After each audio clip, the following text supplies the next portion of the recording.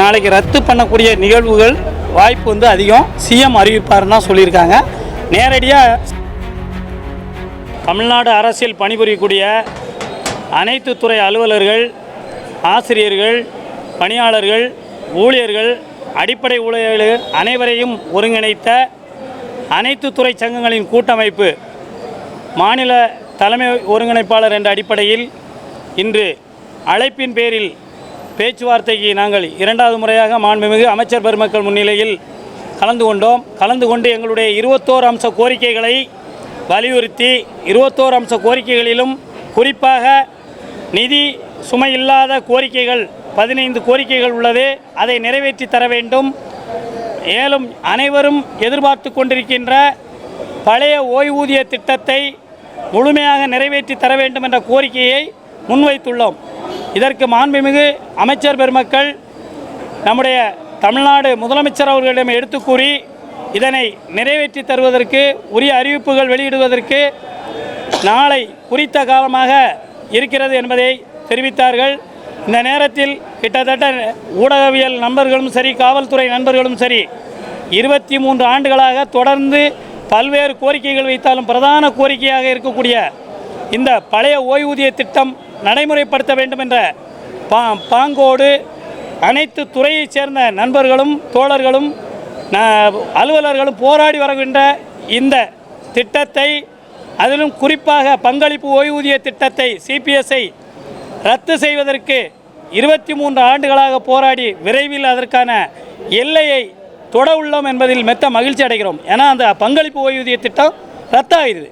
அதுக்கான முயற்சிகளை சிஎம் அறிவிக்க போகிறாருங்கிற ஒரு முன்மொழிவுகளை காலையில் அமைச்சர் பெருமக்கள் சொல்லியிருக்கிறாங்க.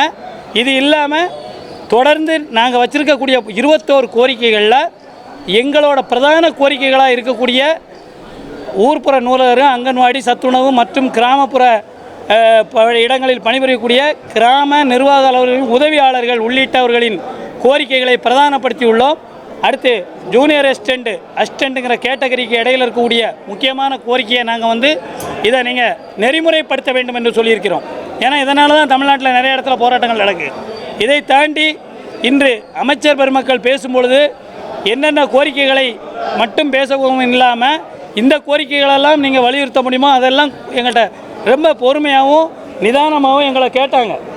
இதில் நாங்கள் அன்றைக்கி பேச்சுவார்த்தை நடத்திட்டு போனது 22ஆம் தேதி, 26ஆம் தேதி இந்த 26/12 மிக வலிமையான ஒரு ஆர்ப்பாட்டத்தை அனைத்து மாவட்டங்களிலும் கூட்டமைப்பு சார்பாக ஏற்படுத்தினோம். குறிப்பாக தமிழ்நாடு அரசு ஒன்றியம் இதை முன்னெடுத்து நடத்தியது என்பதில் மிக பெருமையோடு தெரிவித்துக் கொள்கிறோம். ஏன்னா கூட்டமைப்பில் இருக்க அனைத்து நிர்வாகிகளும் அதுக்கு முழு ஒத்துழைப்பு கொடுத்தாங்க. கூட்டமைப்பில் இருக்கக்கூடிய துறைச்சங்கங்கள் இதில் முன்னிலை நின்று போராட்டத்தை நடத்திச்சு. 6ஆம் தேதி கள போராட்டம் அறிவித்தது தான். அந்த போராட்டம் நாளை அறிவிப்பின் அடிப்படையில் எங்களுடைய நிர்வாகிகளின் கூட்டமைப்பில் உள்ள உறுப்பினர்களை நிர்வாகிகளை கலந்தாலோசித்து அடுத்த கட்ட போராட்ட நடவடிக்கைகள் என்ன, எங்களுடைய கோரிக்கைகளை முழுமையாக நிறைவேற்றபடியில் நாங்கள் என்ன செய்வோம், மாவட்ட அளவில் என்ன போராட்டம், மாநில அளவில் என்ன போராட்டம் என்பதை தெரிவிப்போம். மகேந்திரகுமார், அனைத்து துறை சங்கங்களின் கூட்டமைப்பு மாநில ஒருங்கிணைப்பாளர், அடாப் மாநில தலைவர், தமிழ்நாடு அரசு அலுவலர் ஒன்றியம். சிபிஎஸ் நாளைக்கு ரத்து பண்ணக்கூடிய நிகழ்வுகள் வாய்ப்பு அதிகம். சிஎம் அறிவிப்பாருன்னு தான் சொல்லியிருக்காங்க. நேரடியாக சிபிஎஸ் ரத்து நாங்கள் வச்சுருக்கிற கோரிக்கை சிபிஎஸ்ஸால் தான் நாங்கள் சிபிஎஸ்ங்கிற அரக்கனை ஒழிக்கணும்னு சொல்லிட்டு இருக்கோம். அந்த அரக்கனை ஒழிக்கிறதுக்கான ஒரு 99% வேலை முடிஞ்சதுங்கிறது சூசகமாக சொல்லியிருக்கிறாங்க.